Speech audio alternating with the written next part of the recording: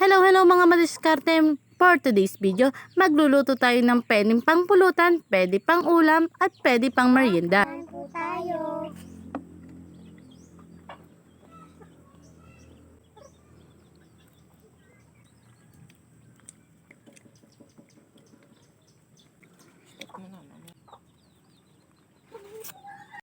Magluluto nga pala tayo ng onion ring. Syempre bago tayo magluto, dapat meron tayong syempre sibuyas.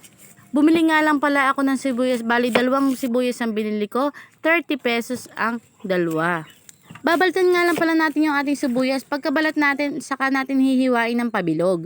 Parang ganyan, ayan, dapat siya magmukhang form na parang singsing. At ayan, pagkahiwa natin ng pabilog, yan, kinalas-kalas ko lang para mag-form siya ng bilog-bilog. At ayan, nagbati na nga lang ako ng isang itlog. Nilagyan ko lang yan ng asin. Diyan natin ididip ang ating onion rings. Ayan, sa isang pinggan, naglagay lang ako ng 3 kutsarang cornstarch at 3 kutsarang harina. At naglagay lang ako ng paminta at saka asin. Konting pampalasa lang ay okay na yan. Naglagay lang ako ng ginisa mix. Para naman may lasa ang ating onion rings. At ayan, dinip ko na nga to sa itlog at nilagay ko lang sa powder. Pagkalagay sa powder ay dinip ko ulit sa itlog at nilagay ko ulit sa powder para ito yung kumapal-kapal ang coating. At ayan, ganyan lang ang gagawin natin sa lahat ng ating nagawang onion rings. At ayan, ganyan na. Nagpainit nga lang pala akong mantika at saka natin pipirito. Dapat po pala ay deep fry ito pa kasi mabilis lang po itong maluto. At ayan, kain po tayo.